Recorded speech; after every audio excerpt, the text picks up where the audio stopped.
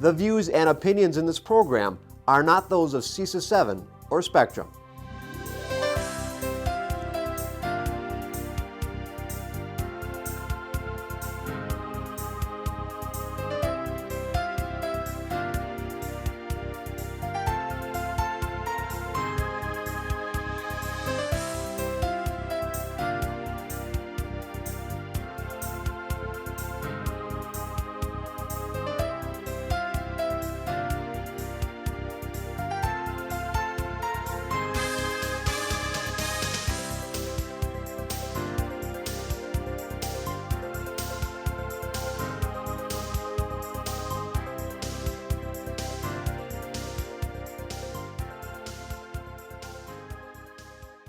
Welcome everybody to the final public hearing regarding the 2020-21 budget.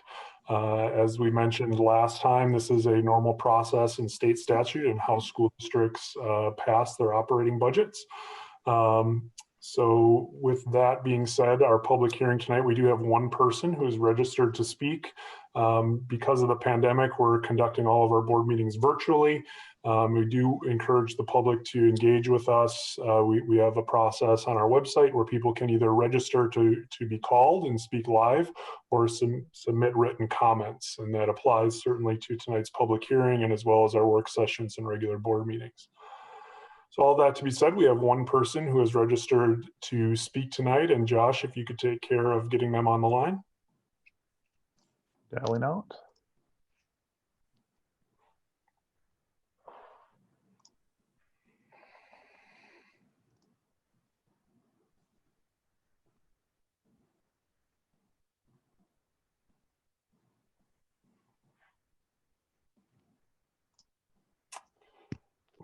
Mr. Becker, can you hear me?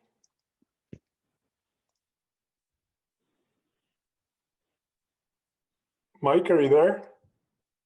Yeah. Eric? Yep. Thanks. Thank you for calling in. If you could start by introducing yourself and giving us your address, and then you have 5 minutes to address the board. All right. Thank you. Good evening, Superintendent Murley, board members, and staff. This is Mike Becker, 160 West Briar Lane, Green Bay. Thank you for this opportunity. In my 12 years serving on the board, I was often frustrated and disappointed because people seldom came to the public forum to talk about the budget. About the only person that we would have there was somebody from the Brown County Taxpayers Association to tell us that we were spending too much money.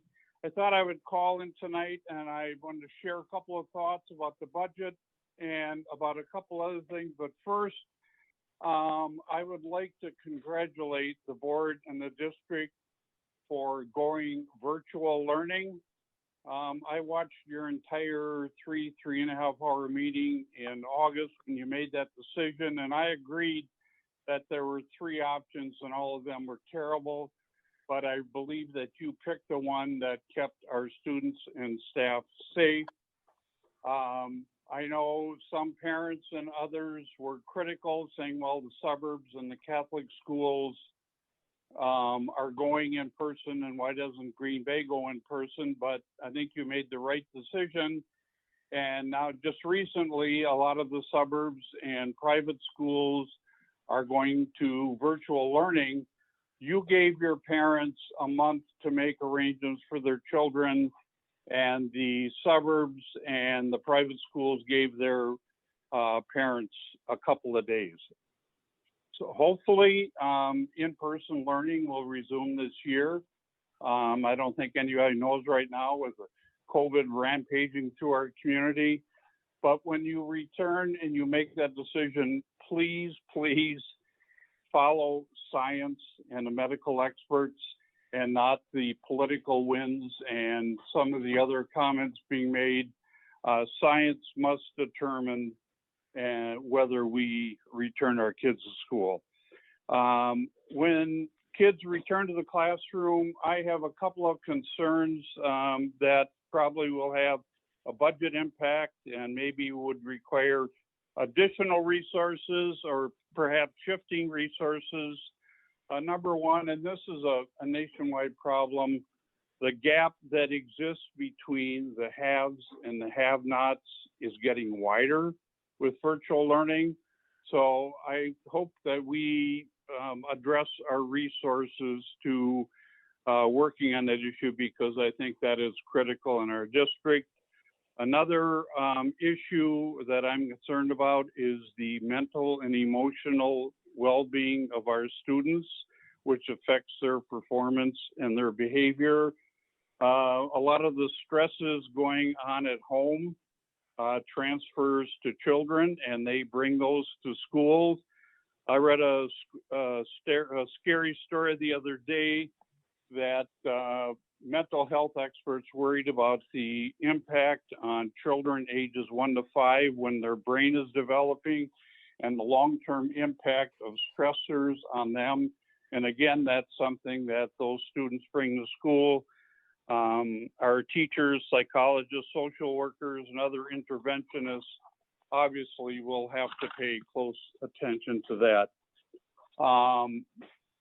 Finally, I would just like to stress that we need to become advocates for public education. I know you there are advocates for public education, but I've never seen a time where public education has been under more attack than it is now, starting with the U.S. Secretary of Education, going down to the state and sometimes local levels. Their answer to best educating our kids seems to be funneling taxpayers' monies from public schools via vouchers to private and religious schools. They say, well, in private and religious schools, kids get a better education for less money, and they get higher test scores. Certainly, you get higher test scores if you can cherry pick your students, which is what the voucher schools do. 7 or 8 years ago, when the state of Wisconsin was expanding vouchers for Milwaukee and Racine statewide, Michelle Langenfeld and I met with a local private school official who was a voucher advocate. And I asked him, I said, you know, Green Bay, we have a lot of students, English is not their official language. We have a lot of students with special needs, sometimes costing $70,000, $80,000 a year to educate. And we have students with some severe behavior issues that need additional services. Would you take some of those students? And he said, no, he says, those students are better served in the public schools. So we educate the future leaders of our country. We have a constitutional duty to educate all children, no matter their circumstances, background, or heritage. So I just urge everyone to keep in mind that public schools educate every child every day. Every child every day. Thank you for your attention, and good luck through the rest of the school year. Thank you. Thank you very much, Mike. Appreciate the phone call. All right. Thank you, Eric. Yep. Have a good night. All right. You too. Bye. All right. I think that wraps up our registered speakers for public comment. Was there anything else before we adjourned this part of the meeting? All right. Yes, sir. All right. With that said, I'd look for a motion to adjourn the public hearing. So moved. Second. All in favor? Aye. Aye. Aye. Opposed? All right, motion passed 7-0. That concludes the public hearing. So board members, from a board doc standpoint, will stay in this link. We should be able to refresh and go to the next meeting.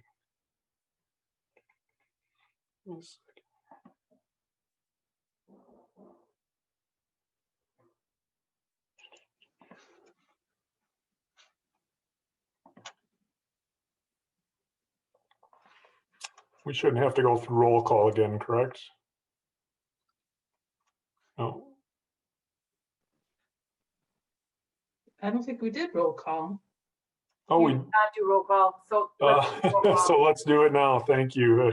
Appreciate that. Beth, can you help us with the roll call, please? Absolutely. Becker, Here. McCoy, Here. Shelton, Here. Sitnikau. Did I lose? Oh, she was here.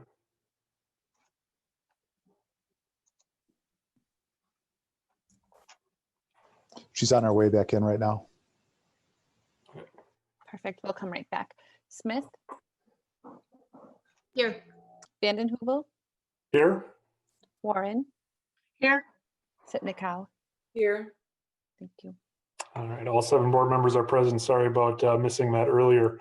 So that being said, we just transitioned from the final public hearing, and that takes us to our board action for this special meeting. And I'd look for a motion to approve the budget.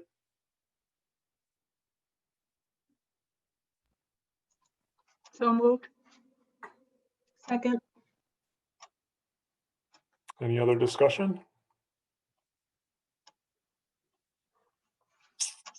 All right, Beth, we are ready to vote.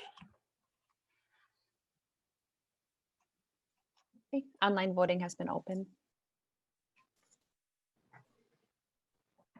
Beth,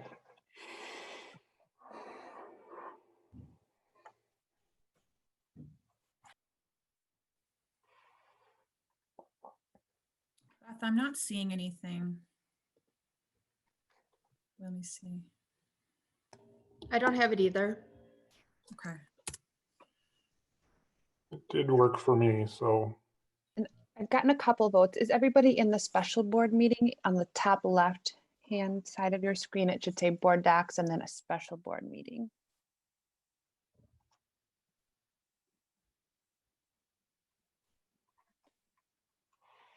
And I could just take a manual vote otherwise. When did they join? We had to join the meeting, right? When we got there. Yes. And then you know if you've joined the meeting because it says main governing board on the far right. Top of the far right, right? Yeah. Okay. Correct. Yep. Yep, I got it. Can you try to can you resend it again, Beth? Oh wait, nope, there it is now. Just as a reminder, we mentioned this last time, this is our second meeting using the new process. So appreciate everyone's patience as we get comfortable with it.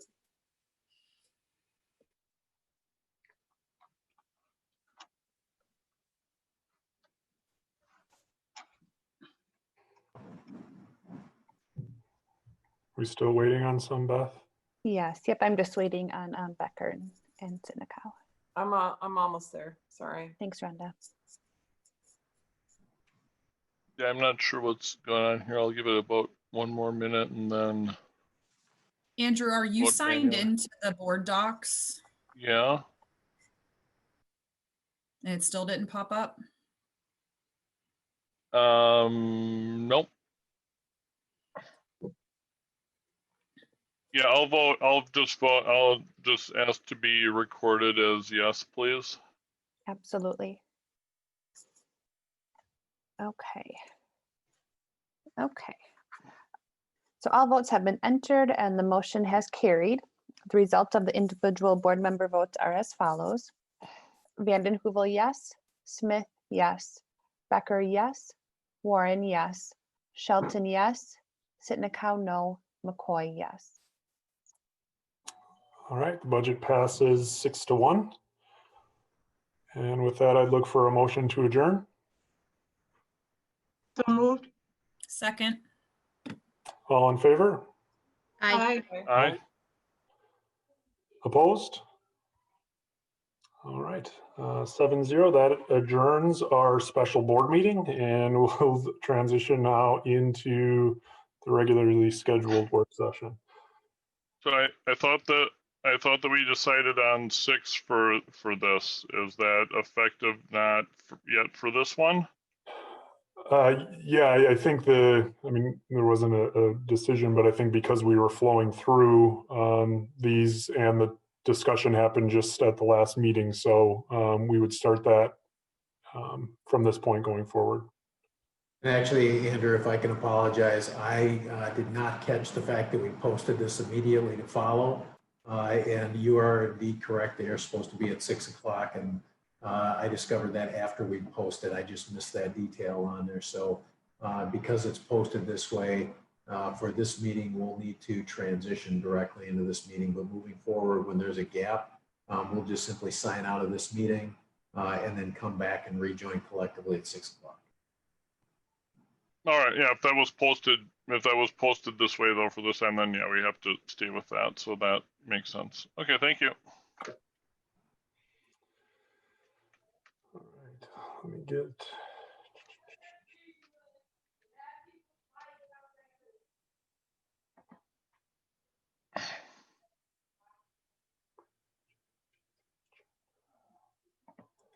Sorry about that, give me a second. All right, that kicks off our regularly scheduled work session. Welcome everyone. We did take roll call previously. We are also joined by Superintendent Steve Murley, members of his cabinet and staff, along with, it looks like just one member of our Intercity Student Council, Mr. Noah Becker. Noah, did you know if somebody else is going to be joining us from ICSC? Yeah, Ian Hoppy will be here, presumably pretty short. Perfect, thank you. So we'll have Ian jump on when he gets here. I'll try to recognize him. All right, with that being said, the first thing on our work session agenda is the public forum. As I understand it, we have one person who registered and they would like their comments read. And I believe we have someone prepared to read those comments.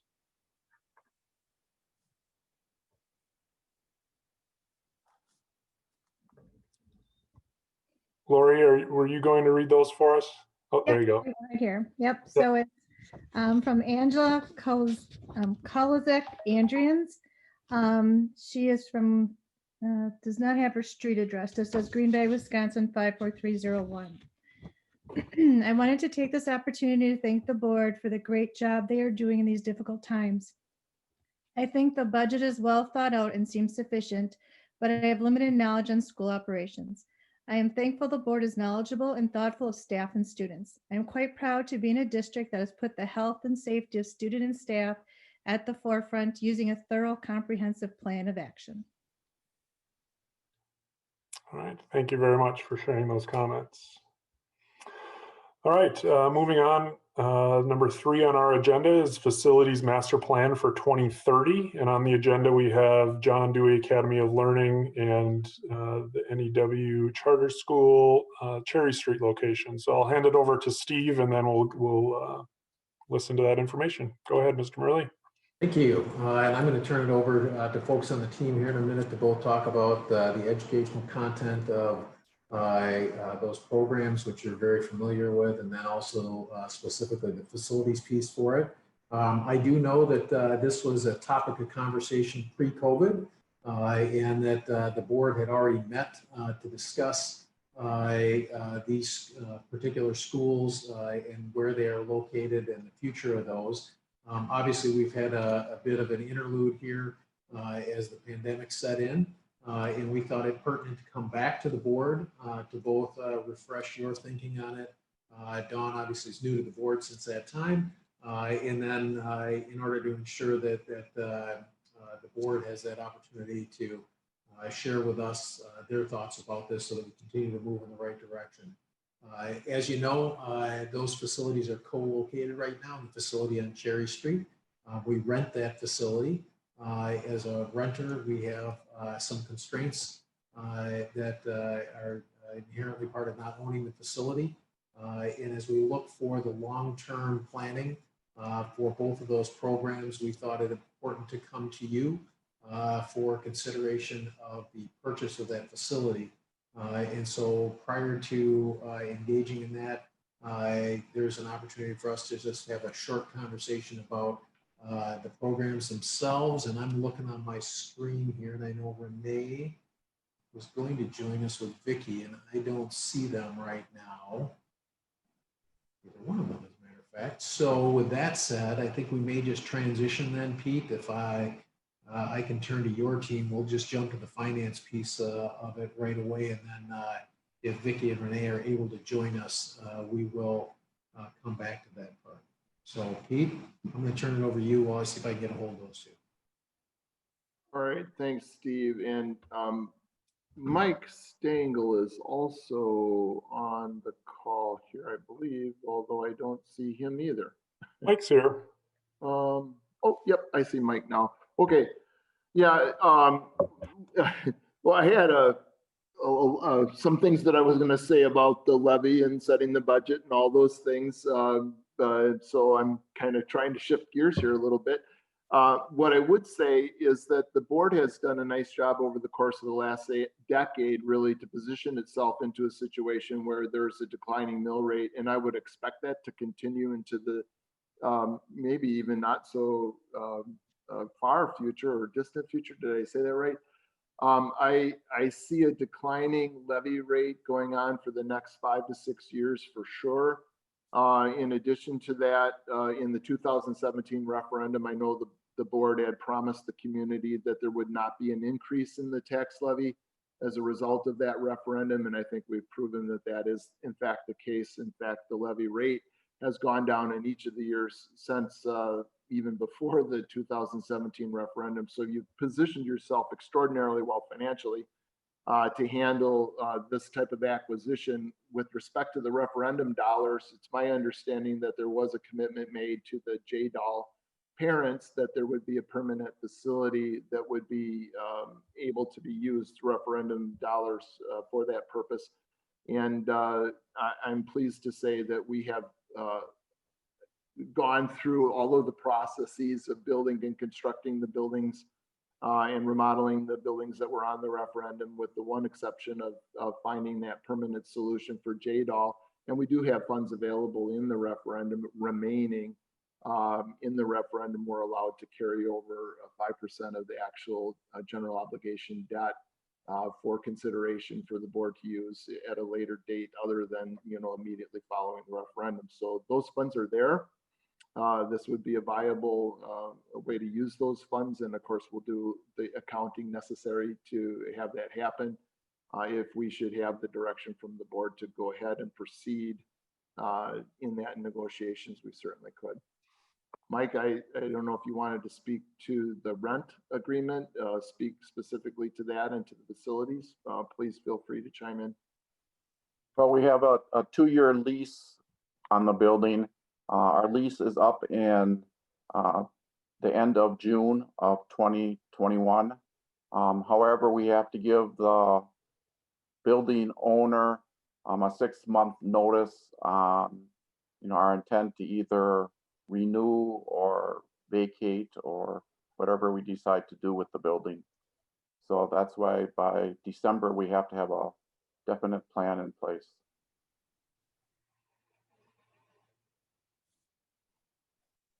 So we have Vicky with us here now, and I know she and Renee have been working on just a short summary of the programs themselves and the role that they play in the district and the role that this particular address plays in supporting those programs. So Vicky and Renee, I'll turn it over to you to just give a short update on the why behind the request here. Thanks, Steve. I wanted to start by just giving a little background for anybody that might be watching and they're unfamiliar with the two programs, and then ask Renee to talk about our current reality. John Dewey Learning Academy, which we affectionately refer to as JDOL in the district, is project-based. It's a charter school that has been in the district since 2011 and has been continually growing. We're really, really proud of these programs, what John Dewey and their staff have been able to do. And I believe Renee and her team, sometime before January, will be giving you a little bit more information about their progress. JDOL also serves as our online school. And one of the unique parts about that online school within JDOL is that the students have the option of either learning 100% virtually, or when we're out of the pandemic mode, they have the opportunity also to come into the brick and mortar and receive services that the school has to offer there. It's part of the reason why so many of our students in that online program are successful, because they have that option. In the fall of 2019, the district opened the doors to NEW, Northeast Wisconsin School of Innovation. They are a proficiency-based charter school. The concept, for those of you that have been in the district a while, began in the 2014-15 school year with the program called the Academy. We had been tasked with coming up with a program that could help support our credit deficient transient seniors. And the Academy was born from that.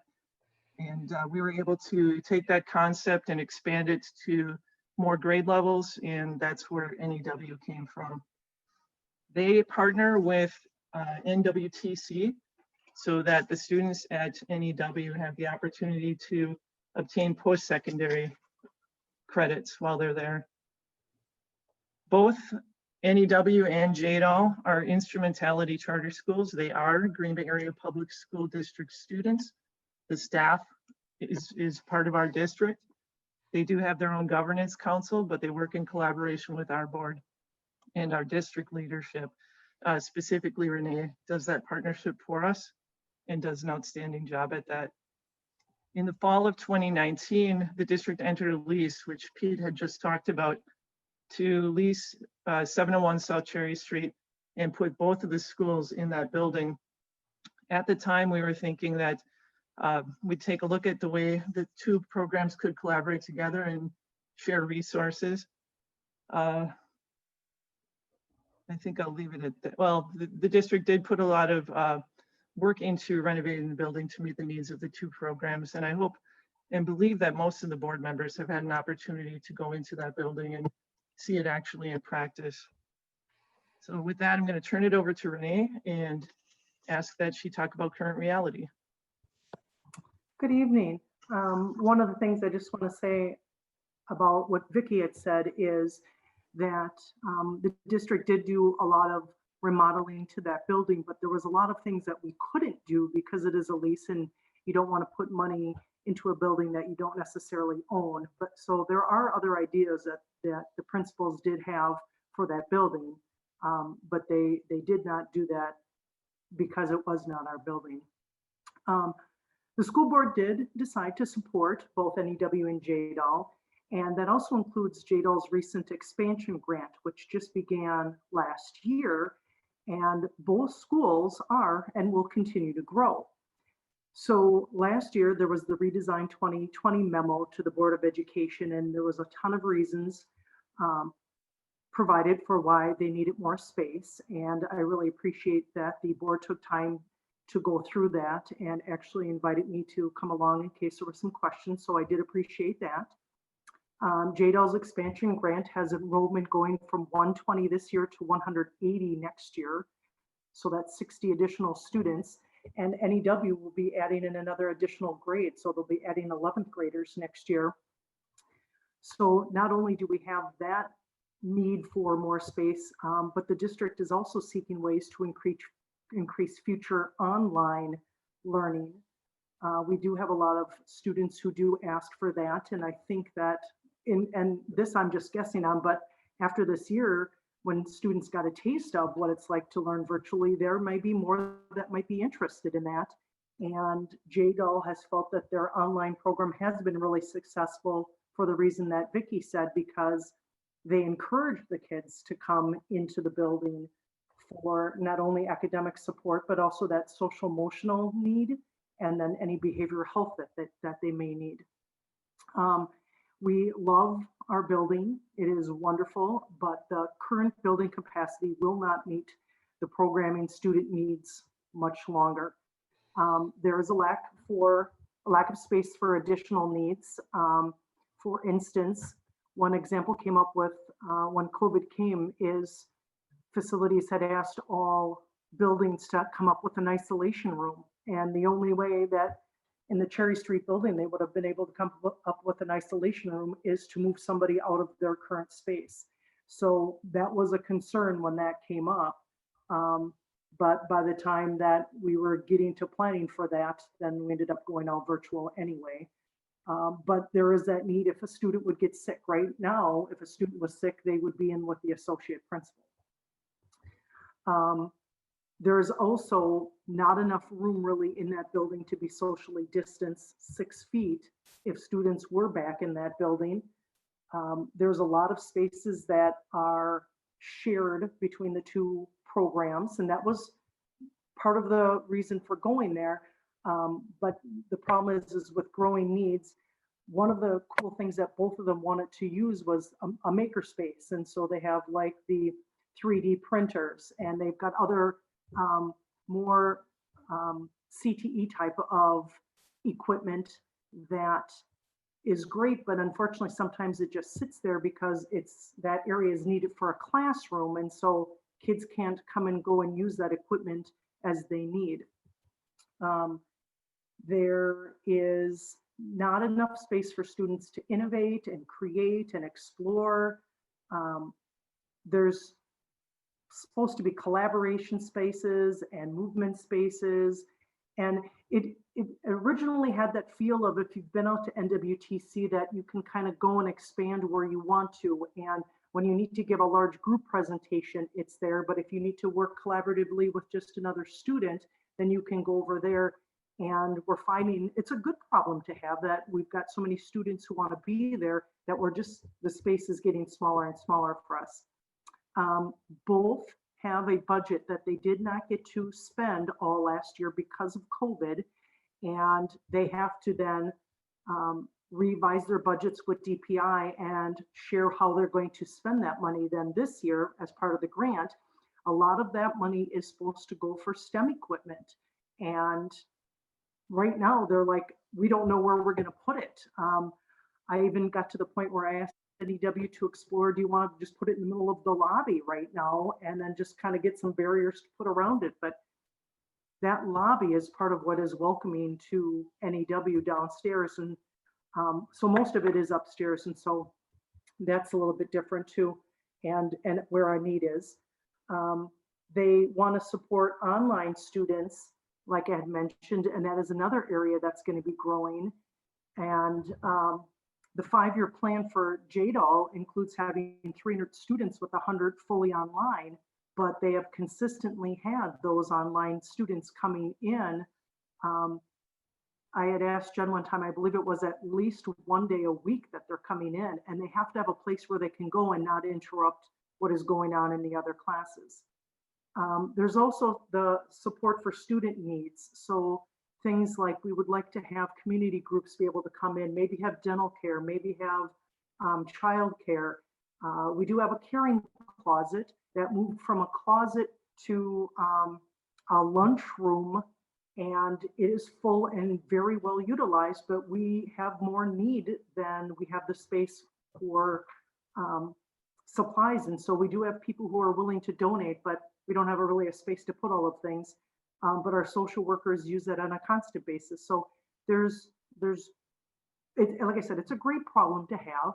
We have a lot of students who want to go there. We have plans for expansion. We just need to increase. One of the reasons that we're thinking that it would be a great building for JDOL is because their 5-year plan goes to 300 students, whereas in NEW, and I'm sorry, 300 students, but with about 100 of them online. NEW's got a need to go to 300 to 350 students, and then more if there is interest, and those students would all be in person.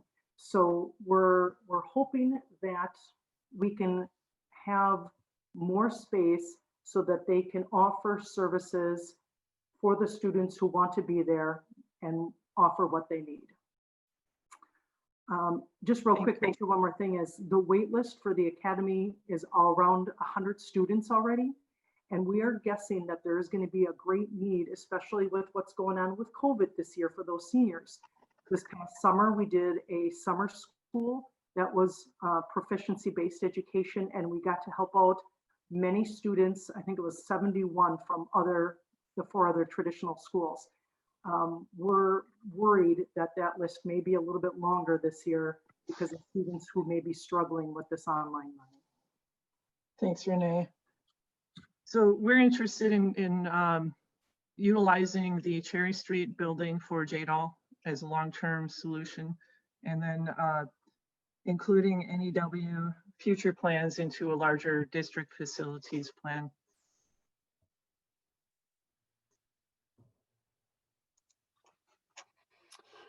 All right, any questions for Pete or Mike or Vicky or Renee?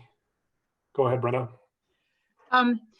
Vicky, when you say a long-term facilities plan, how long-term do you think it'll be before we know where we can put NEW School of Innovation?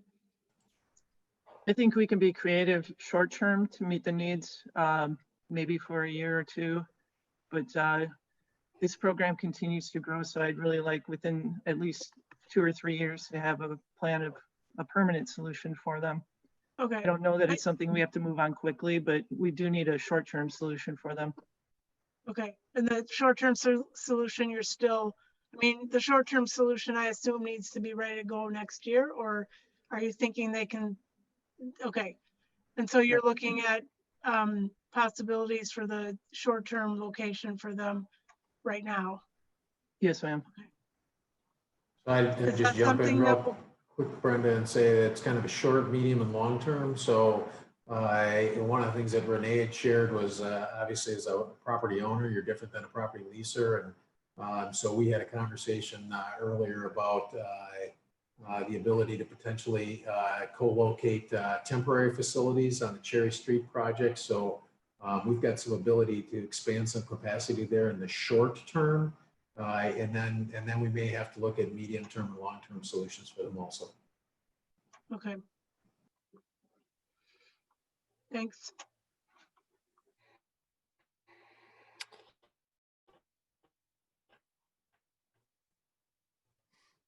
Laura, I saw your hand next. Thank you. I just didn't want to let the opportunity to go by. Yeah, go ahead. I didn't want to let this opportunity go by without acknowledging what Mike mentioned about the promises that were made during the time that the referendum was being worked on and passed. That was a huge slate of work for our district. Mike oversaw all that. And this is, it's something to be celebrated. I don't think we can mention it too often that we kept our promises as a district to the citizens of this community, and that our children aren't currently necessarily benefiting from some of that, but will for generations to come. And I just want to congratulate Mike and his team on shepherding that through. And now we have this final piece, and I'm really very glad to be at the end of that process. And I hope that we'll be able to work something out on this particular property. That's all. Go ahead, Rhonda. Pete, you talked about a permanent solution was mentioned with referendum dollars. Can you talk about the amount of referendum dollars that would be utilized for this purchase? Well, I would rather not disclose what we would be carrying into negotiations, except that I can say that the district is allowed to carry over 5% of the referendum indefinitely. The auditors will allow that to happen. The referendum was $68 million. 5% of that is $3,400,000. While we don't quite have that much left in the referendum account, I think it's about 2.9 million, and we can carry that for whatever purpose the board should decide to use that for. It can stay there, or it can be spent on anything that the board would like that would be within the scope of the referendum. Okay, thanks. So what you're saying, so obviously it's transparent and we're able to speak to the public about what we're literally considering today, is that we would be potentially able to use 2.9 million to purchase this building on Cherry Street. Sure.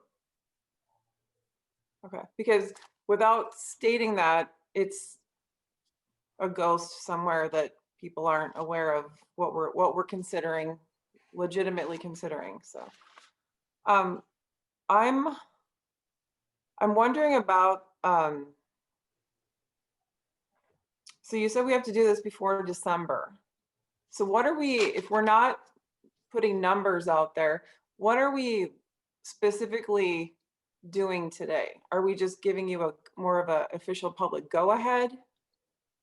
Yeah, so again, I'm just going to jump in because I know that, you know, coming in July, one of the things I was trying to do was determine, okay, you know, what's in progress and what got held up because of COVID. And it was my understanding that the board had already green-lighted this process back in the late winter. But then with such a gap between that conversation and today, I was reluctant to just move right into a closed session where we would talk about property purchase without first talking about the why behind it and how it fits into the larger scope of the work that we're doing. The fact that there are referendum dollars available, I guess I really wanted it to be open and upfront so that people who may not have remembered this from that late winter session would have the opportunity to catch up with us before we would request an opportunity to go into closed session and consider a negotiation for purchase.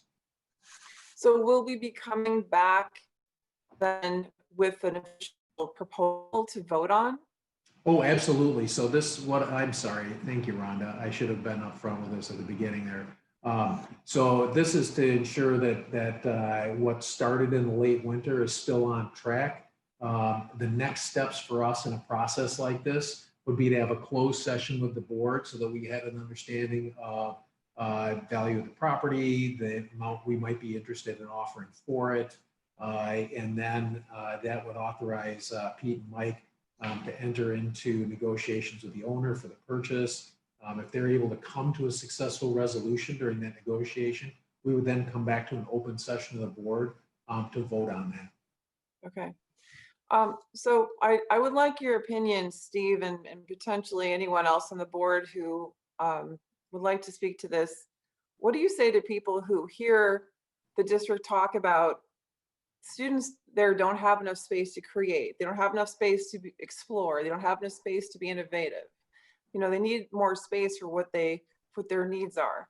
And when we hear that, we also simultaneously have other schools who would also like more space to create, be innovative, because I've been hearing this as well. So this school's been asking for this for a long time, and now these other schools come in and to some degree they're kind of a priority. Now, this is not to take away from anything that's going on in those schools, but it is a fact that we have multiple schools in the district who would love to be able to do all of those things and be facilitated in that way. I mean, what is your response to that when you hear that, or when you're maybe made aware of people are thinking in this way?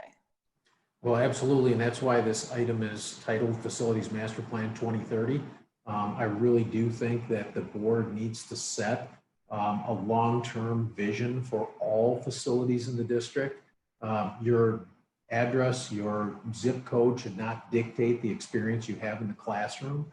We want to make sure that all students everywhere in the district have those opportunities to succeed.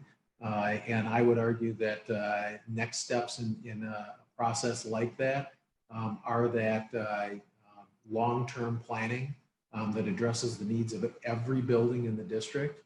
The difference I would say with this one right now is because we're in a rented facility, it constrains our ability to do some of the short-term work that we've done in other facilities. Purchase of the facility would allow us to do that right now. It would also allow us that opportunity, like I said, to consider things like co-locating some temporaries on that campus so that we can help Renee as she works with those programs to allow more children in. We've got a long waiting list at NEW right now. And so the goal would be to provide them some relief in the short run. But Rhonda, I'm right there with you. I mean, every building in the district has needs, programming needs and space needs, and it's incumbent upon us collectively as the board and the administrative team to put a plan together that addresses every one of those buildings. And if indeed some of those asks are going to be large, which I presume they will be in order to meet those kids' needs, and we consider how that plays into a potential referendum, we really need to do a cover-to-cover review so that we can come forward with a very comprehensive plan that looks long into the future for the district. And I appreciate that. I'm hoping that we also remember this though, right? So when we have potentially future conversations where we hear from other schools in the district who appreciate the space they have to be creative, innovative, that we think about that and it applies to everyone, that we don't potentially take that away from some in order to accommodate something else. I'm hopeful that we are listening to our buildings and what they need in general. So just hearing that, it makes me think of that. So today we're going to decide that we're going to move forward. It's important for me to know and to differentiate so that I can say clearly to people who ask, and they have asked and they will ask again, I'm sure, that this is not just an outright purchase. This is, in fact, more than likely using referendum dollars. Is that a fair statement? That is a fair statement. Okay. Thank you. Go ahead, Andrew. Thank you. So there was, although I fully agree that the exact specifics of where we would be negotiating, and we're always going to try to negotiate for the best price, no matter what might have been, even if something higher is available, or even if something higher was stated in the past, of course, we're going to negotiate for the best price. That being said, wasn't there a figure mentioned during the referendum campaign as being for JDL? I mean, just to have that out there. I don't think that interferes with anything to say that. I don't know if it was in the question, but it was widely, I think there was a widely acknowledged number, and it's, if I knew what it was, I'd say it. I just don't remember exactly what it was, and I don't want to be wrong. I can't speak to the exact number. I don't see anything in the question. I believe that it was done within the group that successfully brought forward the referendum, and I don't know if a dollar amount was discussed, Andrew. And maybe somebody who was on that committee could fill you in. This is Lori, and we had communicated out 2.25 million. Thanks, Lori. And not in the question, so it's not legally binding. I'm bringing it up mainly so people. This isn't new. This was widely discussed at referendum time about the 2.25, and we're going to try for the best price we can get. And thanks for bringing that up, Andrew, because that's why we're really here tonight. And that goes back to Rhonda's question, is there's just been such a long interlude between the referenda, the board conversation at the table, and today, that we wanted to make sure that people were up to speed on what we were doing, and from a transparency standpoint, that people could connect those dots and understand what's next and where we're going. Okay, thank you. Rhonda? So this conversation, we can also speak to NEW, correct? A bit? Because it's posted? Okay. When do you anticipate that conversation happening? Because I'm sure it's been mentioned they would like to think about their future and what they're looking forward to or where they're going. When do you think that will take place? And I go back to your last question about other schools that have needs. And I think what we really want to do is we want to try to collect all of those together and sit down with the board so that we can really have that systemic conversation as opposed to one at a time. To be honest with you, we wouldn't even necessarily be here having the conversation about the Cherry Street facility independent of the rest of the work that we need to talk about in regard to facilities if the lease wasn't up right now and if the lease wasn't a 2-year lease. So knowing that it's a 2-year lease, that adds a sense of urgency to this because, you know, just as a reminder, when we rent from private ownership is required to pay property taxes. That obviously is included in their rental price. As a tax-exempt entity, if we own it, we don't have to pay property taxes on it. So there's an advantage to us overall in terms of the cost of the programming there. So if this wasn't a 2-year lease, Rhonda, we would actually hold off and have this conversation in concert with all those other needs that you've shared. So the NEW conversation, definitely very important to us, but really we need to nest it with all of those other needs that are out there so that we can look at them simultaneously. Okay, can I just have you nail that down a little bit, if you can? Sure. I'm hoping that we start that conversation in upcoming work sessions.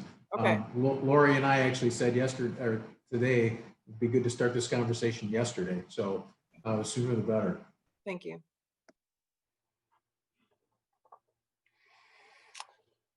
All right, any other questions?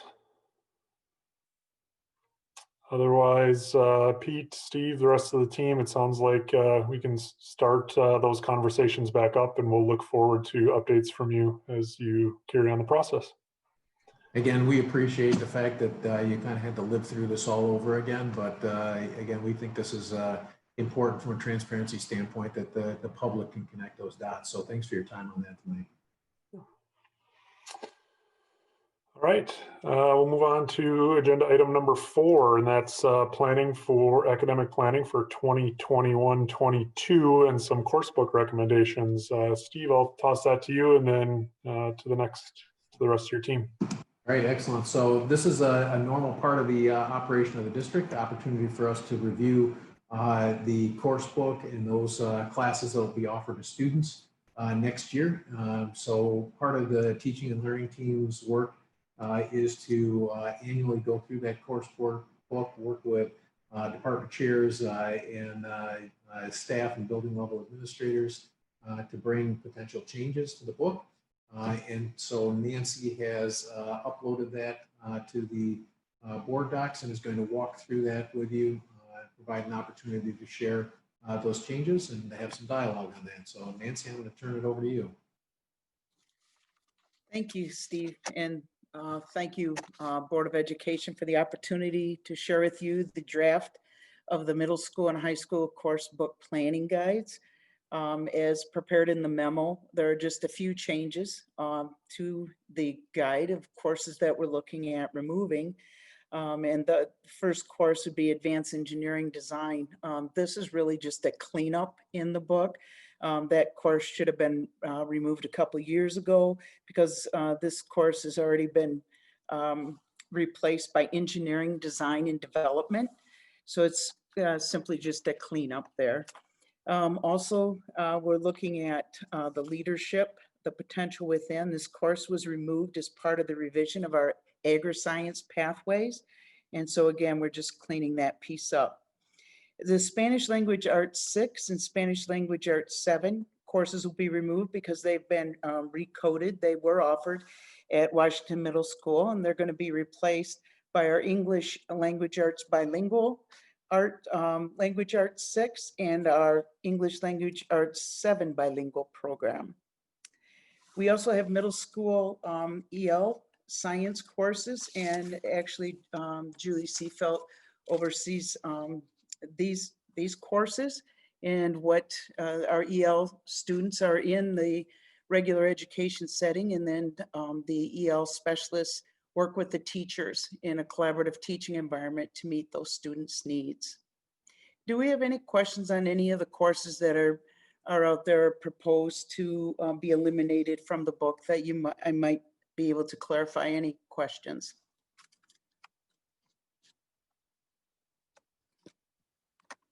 Okay. I have one, sorry. Okay. Forgot I was on mute. Go ahead, Rhonda. Nancy, do you feel if potentially, just potentially, there would be something happens where we maybe are still online for any reason at all, that this curriculum would translate, or how would it translate to virtual learning? Thank you. That's an excellent question. As we move forward, when we add courses to the district course book, they are to be designed so that they could be taught in a virtual modality or in our traditional delivery of systems, our delivery of educational courses. So this is something that was a adjustment that we made as a result of March 15th last year, knowing as we move forward, we have to be prepared to teach in either modality.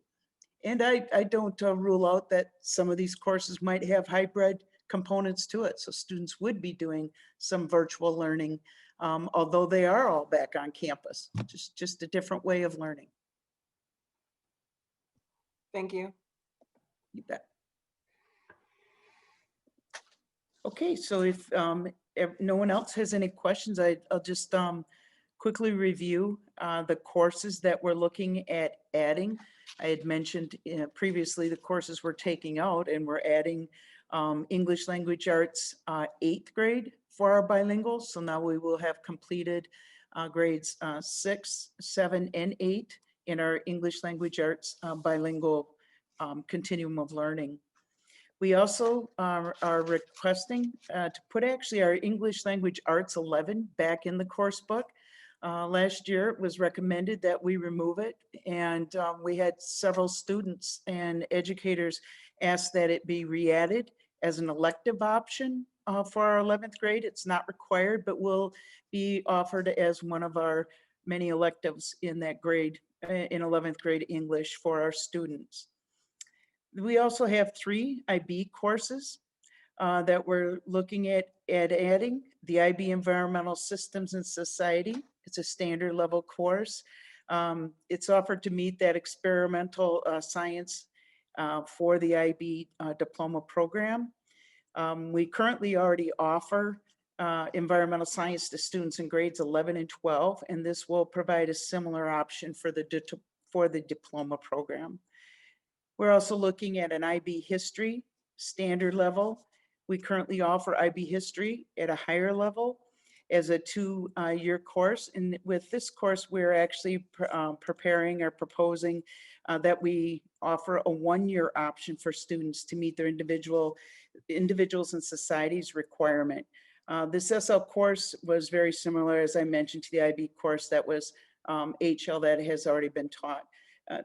Adding this 1-year option will allow for students to really master a field in the IB program, as the program requires, the diploma program requires 3 standard level courses and 3 higher level courses. And typically this gives students flexibility in choosing what courses are really almost like a plan of study. And as we all went to college, it would be more like a mastering in something and real high interest where they can go much deeper into it. We also are recommending an IB Literature Performance standard level course. We're proposing to offer this course to meet the language literature requirements in the IB program. And we currently offer a dramatic literature to students in 11-12, and this will provide very much a similar option for our diploma program. Another exciting course that we're looking at is this extension. We have had so many middle school students interested in our fine arts dance course that have expressed interest in 9th grade performance dance. So we are looking at adding another performance dance course at East High School, and it will be just an expansion of our fine arts program, our Fine Arts Institute. The next piece is our agri-science pathway. Southwest High School is proposing to offer a capstone in sustainable urban agriculture, and portions of the agriculture pathway have been updated to align with this capstone. We also are looking at a wildlife management resource conservation. This is currently taught or offered in a one-year course, and we are recommending that we divide these 4 sections. So I'm sorry, looking at splitting that course to match the interest of post-secondary goals for students with greater flexibility in scheduling. The curriculum was updated to align with the Wisconsin standards for agriculture, as well as food and natural resources. We're also looking at one of the courses really having focus on our Wisconsin natural resources, while the other be a global conservation perspective. This also will set our students up to, shall I say, receive certification and also help the district as far as tech incentive grants, as breaking up the course into 2 sections actually will make it a certifiable program. The other component, Sustainable Agriculture Due Credit, is a 1-semester course. It's currently under development in collaboration with NWTC. And all 3 high schools offer ag, and we're recommending that they take ag prior to this capstone. Our campus teachers will actually be teaching it, and it will be taught on our campus. Let's see, and the last but not least, our urban agriculture food production dual credit. This is another dual credit course that we're working collaboratively with NWTC in developing, and it will be a year-long capstone course with for the sustainable urban agriculture pathway at Southwest High School. And students will really be studying all aspects of agriculture production in an urban environment, how the products are turned into food. That I pretty much believe sums up our additions to the course book this year that we are bringing forward for consideration, and also the courses that we felt we needed to clean up or rename or retitle to better describe what the content of this course actually is. At this time, I'll field any questions you might have.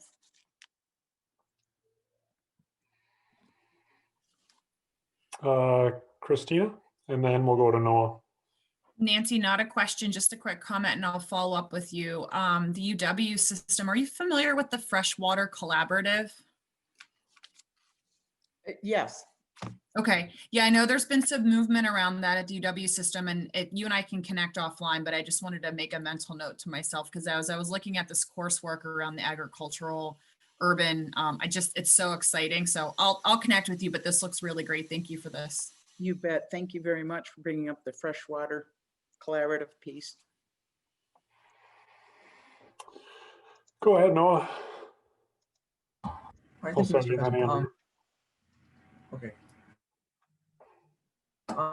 This is actually I really kind of like a lot of these courses that are getting added. Some of the stuff that's coming into Southwest is really cool. And I think having the 1-year history thing, having more of those SL courses at West run as 1 year is important for flexibility and scheduling. And I think it allows a lot more people to kind of try out pieces of the IB program without feeling overwhelmed by having to take the 2-year-long course. So that's cool to see.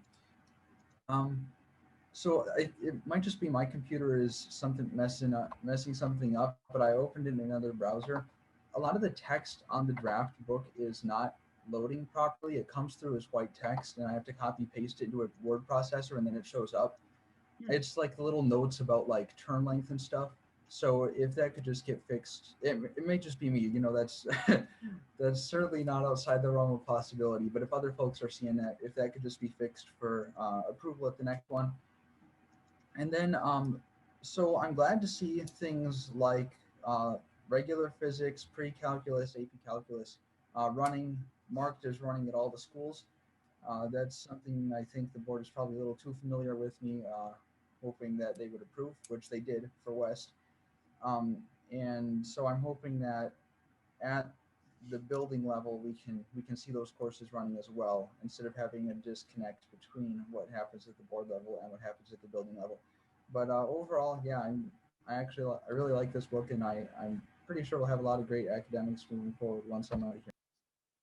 Thank you, Noah. And I will definitely look into that glitch in the system. If it is on our end, we'll want the board to have access to that clean copy so that they can review it and then act on it in our next meeting. Thank you.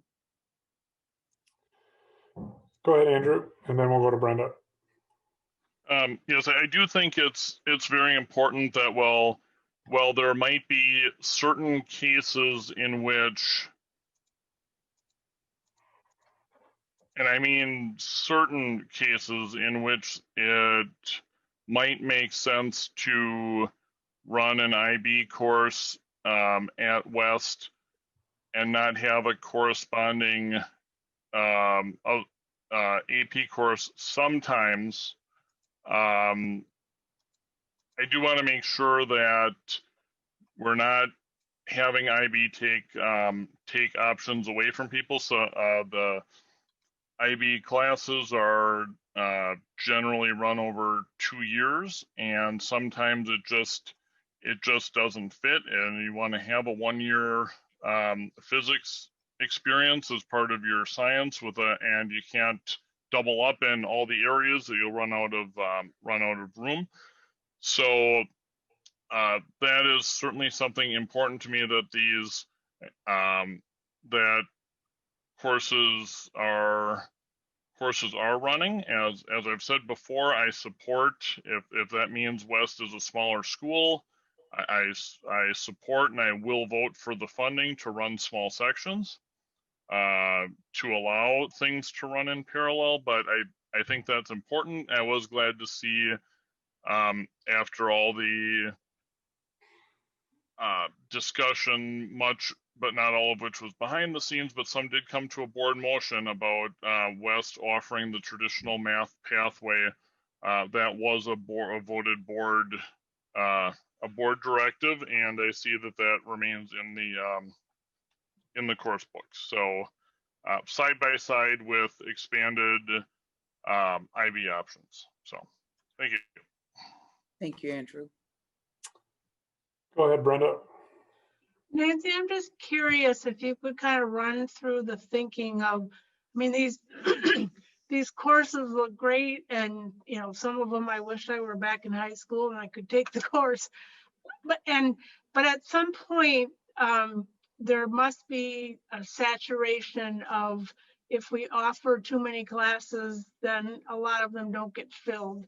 Is there some formula or you know, you meet with principals who are kind of looking at that, but how do you determine how to make sure that you're not adding courses so quickly that you end up with other courses that are not filling? And or when you add courses, are you always looking at courses that that you can remove? I know you've removed some in this go around, but they're mostly at the middle school level, I think, except for, well, a couple of them at the high school level. Anyway, I'm just curious what your process is and the conversations that you have around that factor when you make new courses. Well, when new courses are brought to our attention, and they usually come from the building level, we definitely examine the course, examine what new learning opportunities or what essential learnings that they are anticipating that this course would teach to. And as you could see in some of the courses that we redesign and such as at engineering and design and development, we capture the essence and the importance of the learning that it would be in a existing course and almost expand upon it with the new course. So that's one methodology that we use. How can we, shall I say, intensify the course? How can we raise the standard of the course? How can we broaden the scope of the course to meet more students' needs, but also to define specific learning targets or learning expectations? And then I know the board's been very aware that we have had a pathway program that has been in existence in the district. And so like this Southwest pathway that we're bringing forward was a part of a grant that was written as part of that pathway work that was done in the past. One piece that both Judy and I have discussed, that we have to get to the point that if we're adding new courses, what are we taking away? Because we totally, what's going to come off if this is being added, and what will be then, we also have to look for that continuum of learning. So students have access to all of the state standards. And the only way they have access is by balancing your courses and making sure that there's some sort of scope and sequence to them. So I know that was a fully loaded question. There are multiple, no answer, not the question was excellent. Multiple, there are multiple decision points that are made when you're considering whether you're adding a new course, or sometimes you're totally redesigning a whole pathway. And we see evidence, really, I think this request this year is pretty good evidence of hitting about every single one of the methodologies that we consider when adding new courses. Did that Thanks, Nancy. clarify? Yeah. I just was curious how all of that happens behind the scenes. So thank you. Yep, very much an alignment project to ensure that within our course offerings, students have accessibility to the state standards.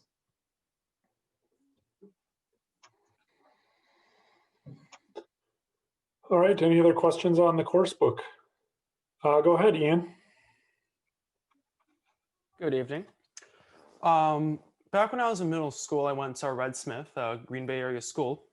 And in 7th and 8th grade, I was in advanced language arts. Then when I got to my freshman year in 9th grade, I was in advanced freshman language arts, advanced ELA 9. I believe at Edison Middle School, I don't know if this, I'm very cloudy on the details of this. I think it was in coordination with something involving Oxford University or something. The 7th graders did an advanced combination of 7th and 8th grade ELA. Then in 8th grade, they did 8th and 9th. And when they got to their freshman year of high school, they were in advanced 10th grade ELA. So, well, I was just wondering, Edison had this, but I don't think any other of the middle schools in the Green Bay area district did this. I don't know if you know anything about this, but I was just curious. Well, certainly look into the history of that, Ian. Typically, those courses are offered in schools based on students' recommendation and students' needs. If the population or the staffing isn't available, then the course is typically not, they're offered, but they're not run because of student interest or the fact whether or not we are able to staff those positions. So I certainly can look into that and determine, find out or determine why perhaps it was run at one school and not another school. But in the past, that's typically why they are run at certain schools and not at others. The school population at Red Smith might have been an issue. You're right. Excellent question. Thank you. All right, any other questions for Nancy? All right, Nancy, please thank you and your team for all your hard work on this. This is great. Thank you very much. All right, that wraps up item number 4. We'll move to number 5, a couple of waivers, and I'll let Steve take those items. Certainly, and then I'll turn it over to Melissa here. So as you know, the DPI has offered multiple waivers, and we have been hard at work reviewing those, determining which ones may or may not fit our needs in the district. We have 2 that we would like you to consider tonight. The first one is regarding instructional minutes. After meetings with the Big Five superintendents and the Department of Public Instruction, we feel it's in the best interest of the district to apply for this waiver. But we want to make sure that you understand that at this point in time, we have enough minutes built into our calendar and our schedule to meet the DPI requirement. One of the things that we heard from Mike Thompson from the DPI is that when you request a waiver such as this, that doesn't mean that you are required to use it. But then this would give us that opportunity if things changed as we move into the new calendar year, depending on what happens, pandemic or any other things that might affect the school district, that if there was a need for us to use the waiver, we would have that in place. So Mike's recommendation to the Big Five was that it provides for you some level of assurance for your general public that you'll be able to meet DPI requirements depending on what may happen over the course of the remainder of the school year. So that's the first one we'd like you to consider. And then, oh, I'm sorry, I got them in reverse order here. The second one's our educator effectiveness. I think you're all familiar with this, but this is our process that we use for evaluation, governed by state statute. And obviously we are in a very different environment today than we would be in a normal school year. And teaching looks different, evaluation looks different.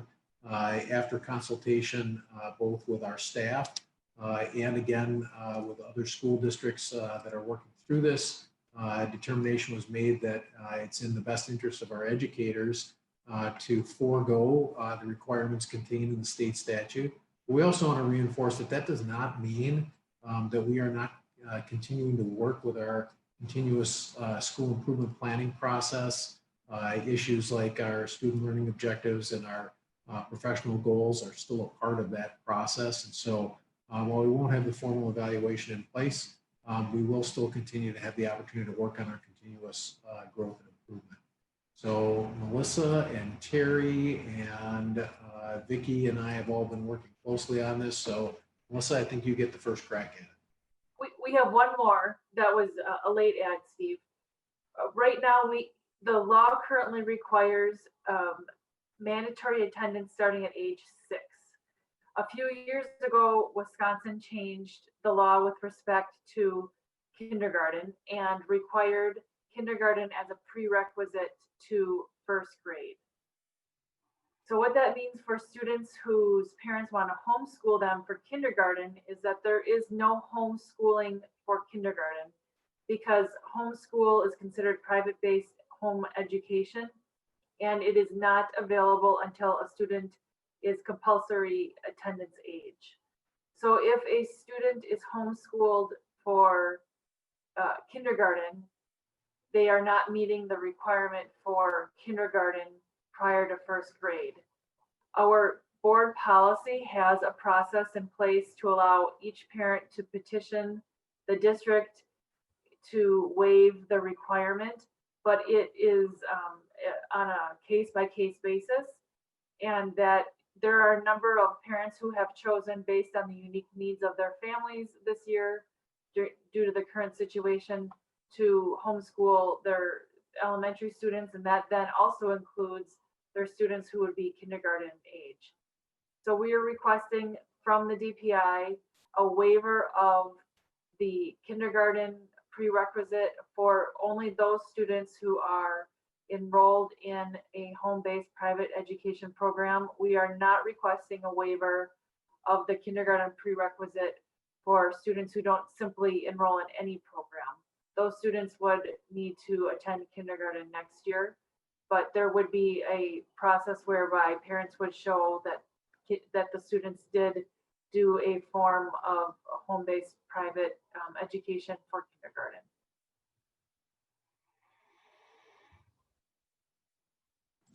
Thank you, Melissa. So questions that you might have for the team on those 3 waivers?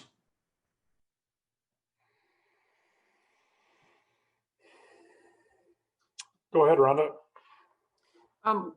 So when did these, because for a while there was nothing out there, I'm sorry, you froze up for part of that. I right? missed There was the question. nothing, they weren't offering anything. Do you know when this opportunity became available? Oh, now you're muted, Steve. I muted myself there. The DPI has actually continued to consider waivers that might provide assistance for districts. They've committed, which I applaud them for doing that. They've committed to providing us maximum flexibility. So we may indeed see more waivers made available to us as the year progresses based on requests that we are making to the Department of Public Instruction. We have the privilege as one of the big five of meeting with them weekly. And so as issues arise, we've been continuing to ask for flexibility. So the way they have this set up is they will continue to offer waivers that they have the capacity to dictate that aren't federal statute issues. And then there's literally a rolling window available. So they have not set either a starting or an ending timeline for these and given districts the opportunity to apply for them at any point in time throughout the year. The advice Mike gave us the last Big Five meeting was, if this is something that you're considering as a potential value to the district, the sooner you get it in, the better, just so that they can go through the process of approving the waiver. You have it on the books and then you can move on. So maybe one follow-up to it is there may be additional waivers that we bring to you as the DPI looks at what statutorily they're able to provide flexibility to for us. Okay, and I have one more question.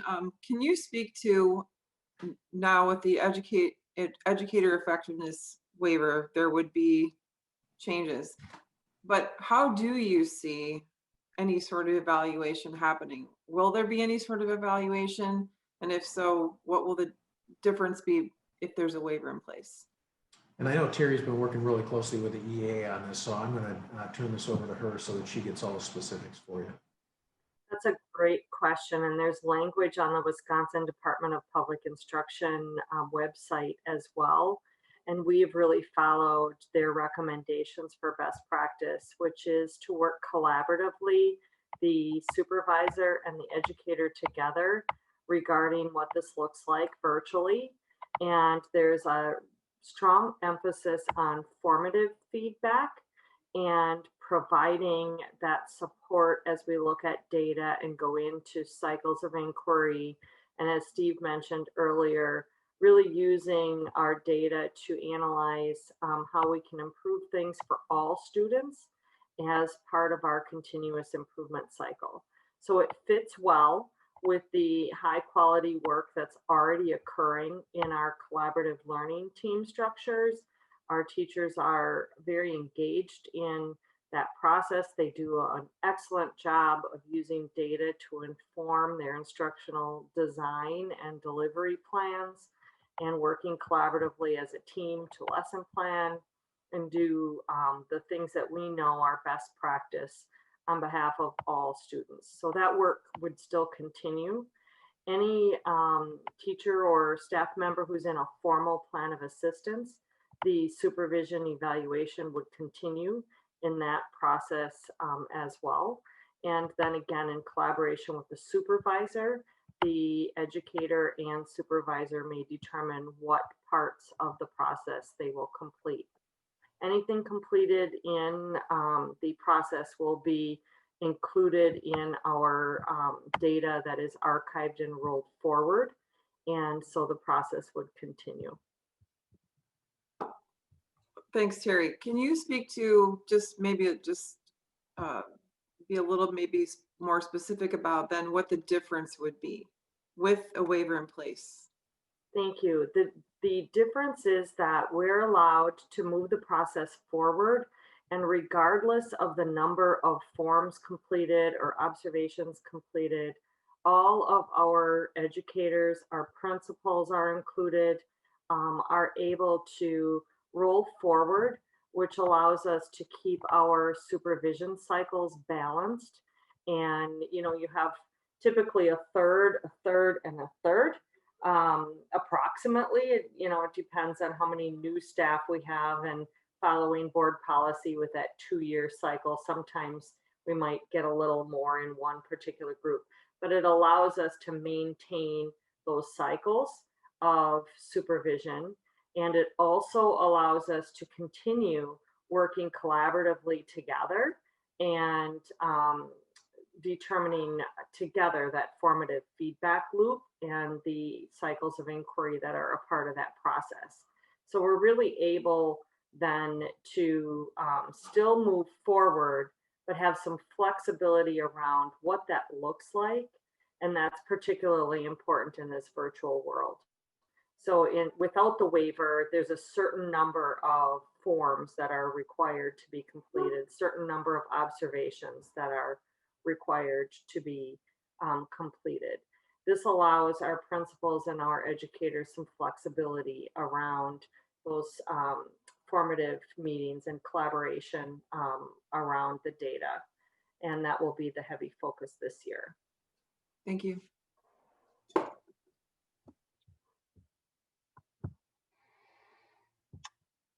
All right, any other questions on the waivers that are presented?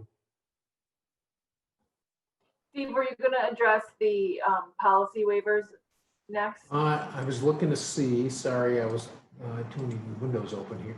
I believe they are separate motions. So if we want to do this one first and then we can jump right into that one, and Melissa, you can bring them up to speed on that.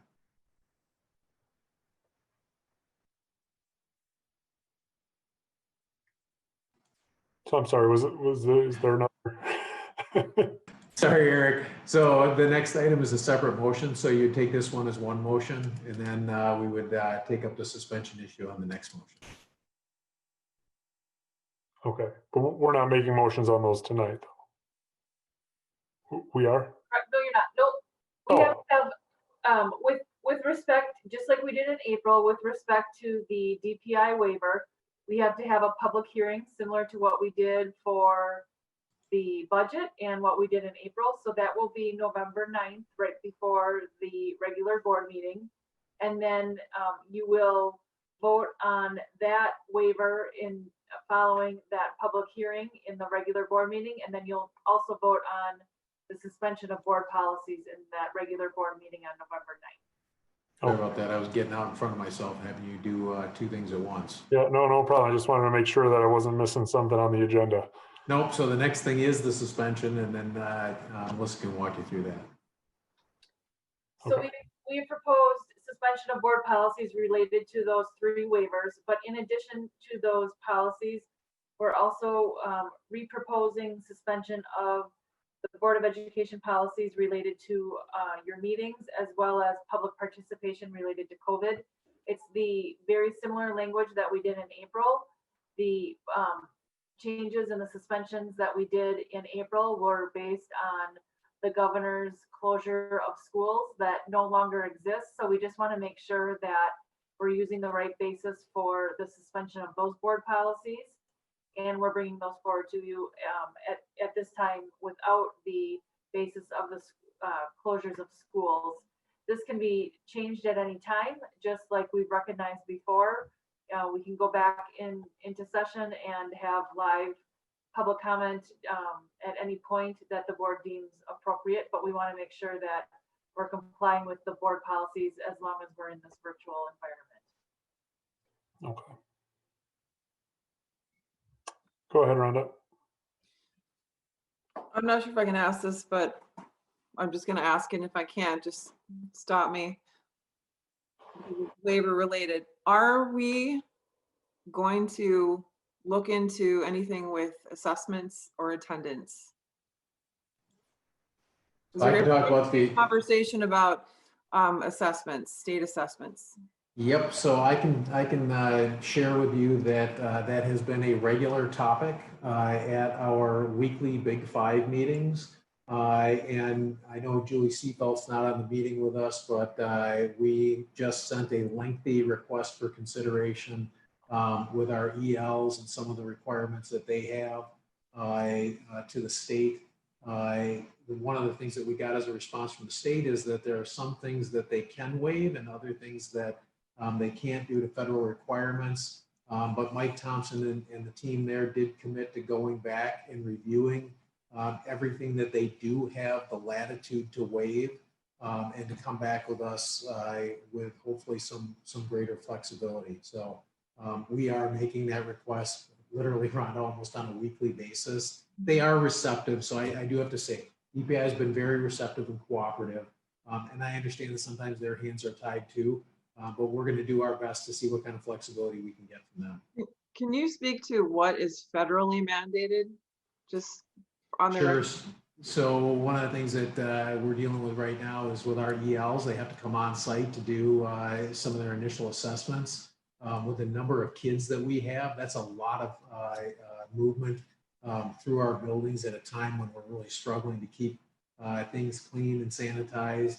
And they've got a pretty strict timeline on that. There's a significant cost that's involved with it. So right now, one of the things that the DPI said is that they don't appear to have the right to waive any of those. But one thing that they might have the right to do is to grant us an extension so that we can spread those assessments out over a longer period of time so that those students don't have to come in a condensed time frame. And we've got an ability to keep the students, their families, and the staff safe. So they don't have a right to waive it, but what are they doing to lobby to actually, in fact, waive it? That I don't know. So in terms of what they're doing to lobby with our friends at the U.S. Department of Ed, I will ask about that this week. Yeah, I'd like to know what that looks like. I will see if I can find out. Thank you.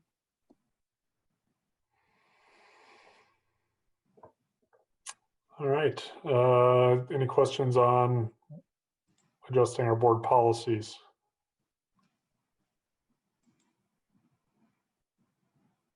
All right. Thank you. Thank you very much for your assistance with that tonight.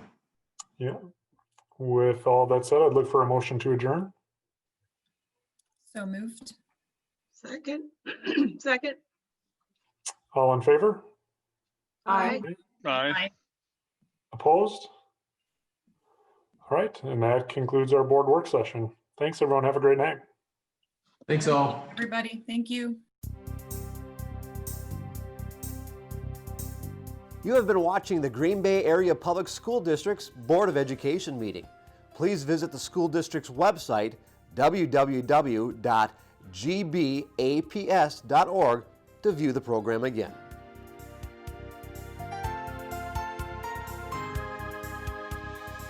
If you cannot fully access the information on this video, please let us know the accessibility issue you are having by calling 920-448-2025 or by email at communications@gbaps.org. We will try to provide the information to you in an alternative format and/or make the necessary improvements to make the information accessible.